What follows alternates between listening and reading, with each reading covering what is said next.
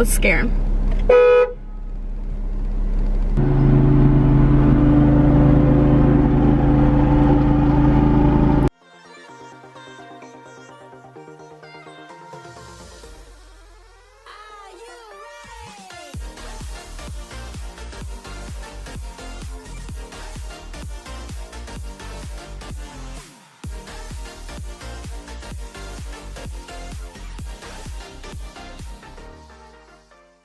Hey, what's up you guys? My name's Kenzie. I'm one half of the sister duo. Welcome back to our channel. I'm super excited to be filming today, and also let's just take a moment because like, I never look like this. If you couldn't tell by the title, I am going to take you along and finally give you what you've all been waiting for, which is a classroom management video. This has been the most requested video since we started this channel together, Madison and I.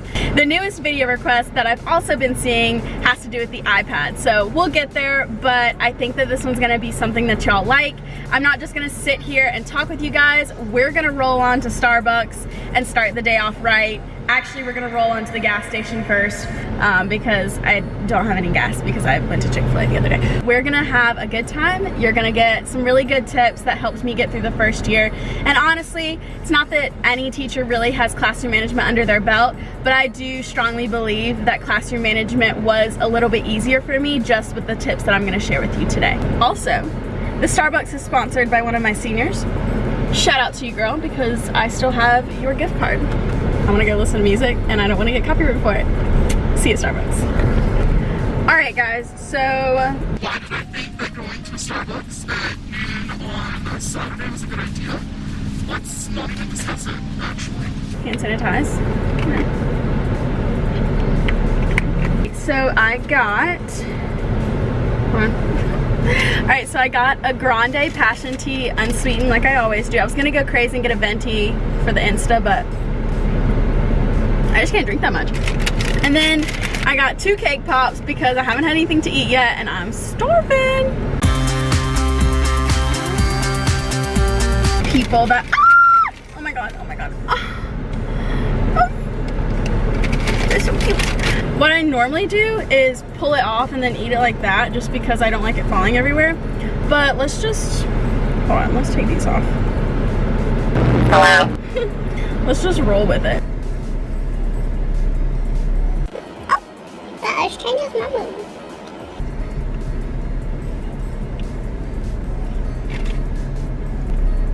Come on, people. I'm gonna save the other one. Classroom management. Also, I saw like 4 of my kids in here today. So if they're watching this now, hello. Why didn't you say hi to me? I'm a little bit too distracted in this parking lot because of the amount of reckless driving occurring. Let's go hang out in my driveway. Come on, let's roll. All right, hello, we're back. I can't wait no more. That's amazing. Pause for a cake pop break. If you leave this part, you're wasteful.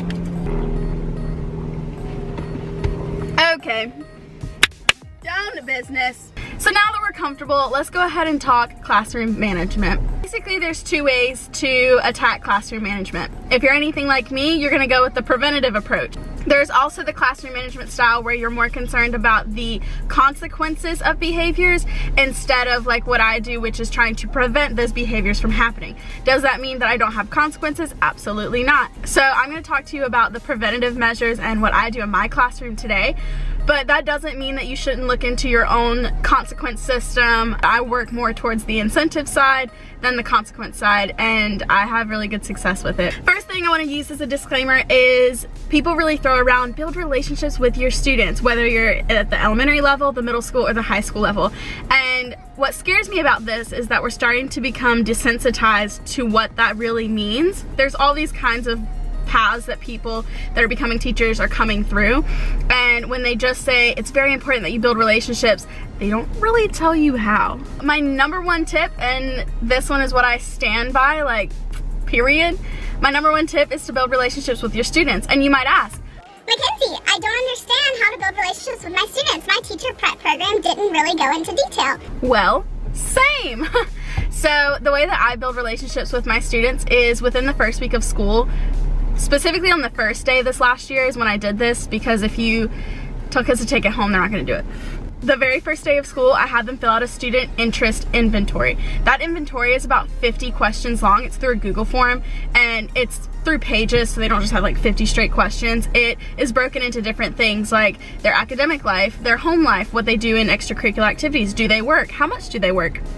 What is their least favorite subject and why? What do they not like the most about English? What do they like the most about English? What do they wish they learned about skills-wise related to English? What do they wish they learned about life skills-wise? All of these different questions, and I mean, like, it encompasses everything. And if it's something you're interested in me sharing, comment below. I don't mind sharing it at all.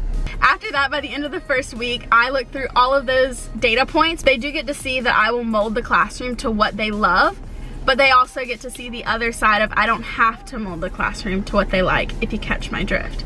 Other than the student interest inventory, things that I stand by are social media. It's what I grew up in. That's when it really just started and boomed, and now it's even bigger. So I am on TikTok, I am on Instagram. I have official accounts. I don't share personal accounts with them, and they can go in there and they can interact with me, and they know what the expectations are because those are outlined. I'm not gonna talk about grades or anything like that with you. I'm not gonna talk about super personal things with you, but I will interact with you, showcase your work, and show that I'm proud of you and stuff like that. It's a really cool way to engage your students and show them that you care. Interest inventories, social media accounts that are through one brand together. Another preventative measure that I use in my classroom that I talk about often are my music playlists. I stand at the door and greet them in a specific way, and then they walk in, and every day the lights are a certain way and the music is a certain way, and that keys them into, or piques their interest in what we're doing for the day, because again, the music kind of dictates what we're doing. So if we're starting Gatsby, it's gonna be 20s music. If we're starting Of Mice and Men, it's gonna be 30s music. If I have a group of students that really likes a specific country artist, we may do that for the day. If it's somebody's birthday and they really love this one song, when they come into class, that song may be on repeat until the bell rings. Lighting kind of goes hand in hand with that. If you can control that, or you are interested in controlling that, I stand by those LED lights. I cannot tell you how much they're a hit with the kids. Most of the reason is because they're big on TikTok. The other reason is because it makes them very productive. You might say, Well, if it's dark in my classroom, my kids are gonna sleep.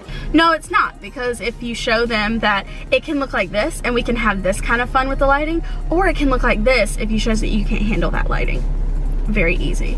Another thing when it comes to building relationships, which again is the whole preventative measure of classroom management, are noticing the little things. When students are creating art on a lot of your activities, or they're doodling a lot on their notes, ask them to make you something for your desk. Because then not only are you going to make that one thing, they're probably going to make 10 of them. Trust me, I've seen it. It happens. I also have had the same student that I was like, oh, I'm gonna make this my art wall for you. Give me stuff every day. Now that we're digitally learning, she wants to send stuff in for me to show it on the Instagram and have her own highlight. I think ultimately to be successful in the classroom, you have to be intentional. Because students, whether they are at the elementary level, the middle school level, or the high school level, they are going to sniff out if you're not being your true self. If you say from day one, Hey, my name is so-and-so, and this is what I think education should look like, and this may be different than what you're used to, we're gonna have a lot of fun.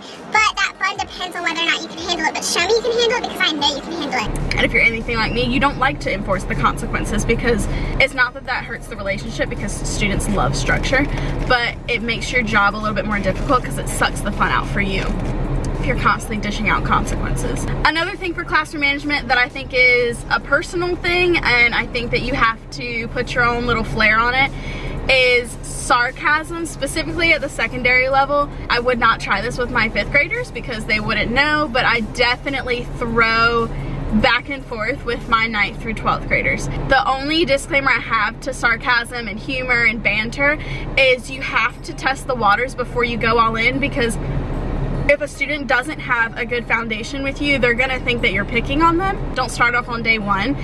If you are sarcastic like me, then on day one, I suggest you give that disclaimer that, hey, I'm a little sarcastic. If you don't like it, just let me know. 9 times out of 10, the problems that you're having with students are because they don't know what buttons not to push. I'm not saying reveal all your buttons, but they don't know what interests you and what engages you. So they're gonna push your buttons in another way to get that, like, similar reactions, just to see that normal life I live outside of the classroom, I actually get to have a real life kind of teacher. Versus the one that they question if you get to leave the school. My dad's starting to mow outside, and I'm sure that that's gonna mess with the audio a little bit. You may ask, okay, well now I know how to build relationships and I know how to do this and that, and these are my options here, but what happens if a student doesn't do what they're supposed to do? Great question. I've had that before. I've written a student up twice, or students up twice. That's it. It was my last straw. It was basically, get out of my classroom. We don't need to have this conversation anymore.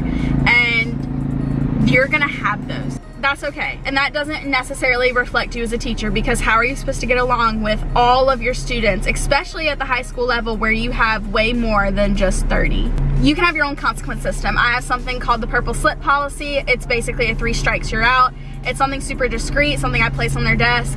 I don't really have to stop teaching because they sit within arm's reach. And basically what the slip says is, like, it has their name on it, it has their offense, like a very vague offense, kind of like a write-up basically, and it says to see me after class. We have a discussion about it, we talk about the possible consequence if it happens again. Once that gets to 3 strikes, you're done. We've had the conversation. It has been the same thing over and over, or it's been most likely a string of disrespect.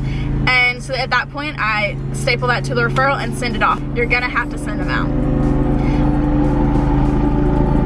Because if you don't send them out, you're not gonna make a believer out of them and the rest of your class, because the class is watching you. If you have any other questions about classroom management, please DM me on Instagram. It's Evans in English. I answer your DMs. I wonder if some of you are looking at this going, Okay, well I could have told myself that. but it really is that easy, guys. It's not that difficult. It's not something to sweat over.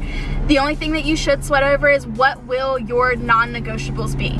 Will it be disrespect? Will it be them sharpening a pencil while you're doing instruction? You're really not going to be able to sweat the small stuff. You've got too much stuff to worry about.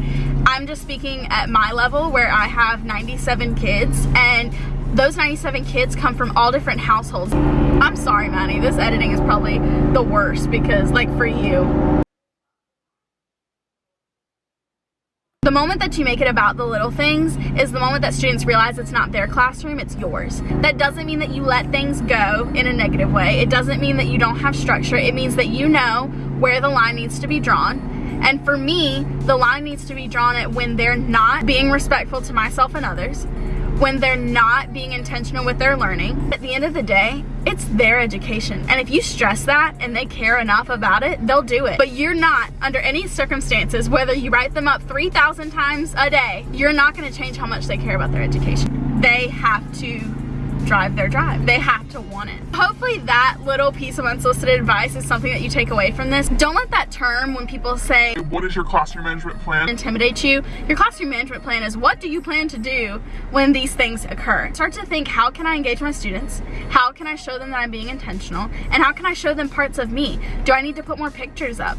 Do I need to do a lesson on the first day about investigating the teacher, like what I do? Find your niche, find what makes you excited about getting to know your kids. If you do use my tips and you enjoy them, please let me know in the comments, because sometimes I just think I'm talking to myself in my driveway. All right, guys, that is it for today. I hope that you enjoyed this little get Starbucks and chat with me. If you did enjoy it, please give it a big thumbs up. Also, leave a comment below if you have another video suggestion. I will be working on the iPad video fairly soon. Other than that, that is it. I hope that you have a great rest of your weekend or week or whatever you're doing. Please be safe, and that's it. Bye.